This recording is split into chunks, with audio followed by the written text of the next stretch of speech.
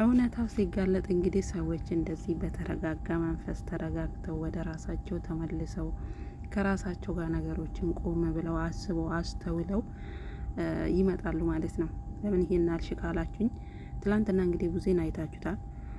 በጣም አብርሃምን ስታገኘው ብዙ ነገሮች ተሰምቷት ነበረ። አብርሃምን ትታ እንደማትሄድ አብርሃምን እስከ መጨረሻው አብራው ልትሆን እንደምትፈልግና አብርሃም እንኳን አልፈልግም ብሎ ወደ ሩታ ምርጫ ሲሄድ እሷ ግን እዚህ ቤት ትቼው አልሄድም፣ ድጋሚ ይሰውሩብኛል ከፊቴ እያለች እንግዲህ ስትጮህ ነበረ። ነገር ግን እውነታው ሲገባትና ስትረዳው ተረጋግታ በሰላም መንገድ ወደ ቤቷ ተመልሳ ዛሬ ደግሞ በቤቷ ተረጋግታ በተረጋጋ መንፈስ መጣች።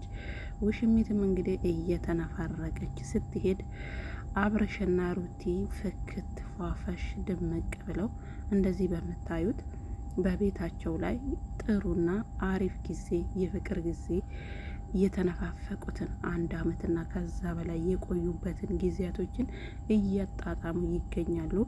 እንግዲህ እየተነፋረቅሽ ትኖሪያታለሽ ውሽሚት ማለት ነው። ምክንያቱም የዘራሹን እያጨድሽ ስለሆነ ማንም ላንቺ የሚቆም ሰው የለም። እንዲሁም ደግሞ ቡዜ እንግዲህ ዛሬ በጣም ብዙ ነገሮችን እያስነሳች ነው። ወደ ኋላ ዞር ብላችሁ ተመልከቱ፣ ዛሬ ወደ ኋላ ወስዳችኋለሁ እያለች ነው። ወደ ኋላም ወሰደች፣ ወደፊትም መለሰች። ነገሩ ግልጽ ነው ለገባችሁ ሰዎች፣ ነገሩ ይፋ ነው። ሩቲ የሆነን ነገር አብርሽን አድርጋው ቢሆን የማይሆን ድርጊት አብርሽ ላይ አድርጋ ቢሆን ኖሮ በዚህ ልክ ቤተሰብ ተረጋግቶ አይቀመጥም ነበረ። ከቡዜ ውጪ እስካሁን እንትን የሚል ሰው አላየንም። ዴቭ ወንድሙ የታል? ቤተሰቡ የታል? ኤፍሬም ከሆነ አንድ ላይ ናቸው። ስለዚህ አብርሃም ሰዓቱ ከእጁ ላይ ሲፈታ ወደ ቀድሞ አብርሃም ወደ ማንነቱ ተመለሰ። ከዛ ምርጫውን አሳወቀ። ሄርሜላን እንደማይፈልጋትና ከሄርሜላ ጋር በሆነበት ጊዜ ከራሱ ጋር እንዳልሆነ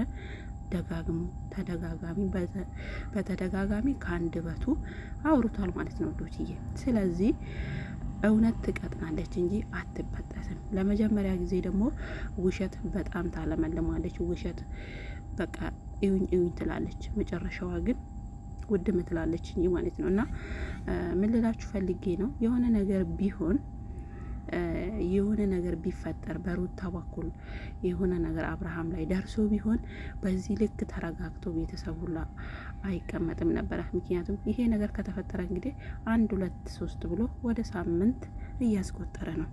ስለዚህ አብርሃም ሰዓቱ ከእጁ ላይ ሲፈታ ነው ወደ ማንነቱ የተመለሰው። አሁን ላይ ደግሞ ምናልባት በእንደዚህ አይነት ሁኔታ ፈዞ ምናምን እያላችሁ ከሆነ ምናልባት አብርሃም ይሉንታ ስለሚያጠቃው አይታወቅም፣ የሆነ ነገር አስቡ ሊሆን ይችላል። ምክንያቱም አንዳንዴ ሲናገራቸው እውነታውን ነገር ቁጭ ያደርጋል፣ አንዳንዴ ደግሞ ራሱን እንደሳተ ሰው ሆኖ ይናገራል። ስለዚህ ይሄ ደግሞ የሩታ ጥፋት አይደለም ውዶችዬ፣ ተረዳችሁኝ አይደለም?